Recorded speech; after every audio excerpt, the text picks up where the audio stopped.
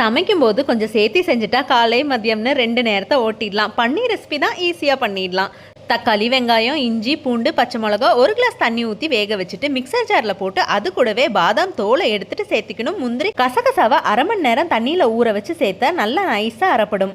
ஒரு பேனில் பன்னீர் குட்டி குட்டியாக கட் பண்ணி போட்டு வதக்குறப்ப அதுலேருந்து நீர் வரும். வத்தின உடனே நல்லா ரோஸ்ட்டாக பண்ணி எடுத்து வச்சுக்கணும். அதே பேனில் வெண்ணெய், ஏலக்காய், மிளகாய்த்தூள், சீரகம், கரம் மசாலா சேர்த்து நம்ம அரைச்சி வச்ச பேஸ்ட்டையும் அதில் சேர்த்து பச்சை வாசனை போகிற வரைக்கும் வதக்கணும். அதுக்குள்ளே டக்குன்னு மெயினான டிஷ்ஷு புஜுக் புஜுக் சப்பாத்தியை ரெடி பண்ணிக்கிட்டேன். எண்ணெய்க்கும் குழம்புக்கும் சண்டை வந்து 2 பேர் பிரிஞ்சதுக்கப்புறம் ரோஸ்ட் பண்ண பன்னீரை சேர்த்துட்டு கொஞ்சம் பன்னீரை ஈவனாக துருவி விட்டாச்சு.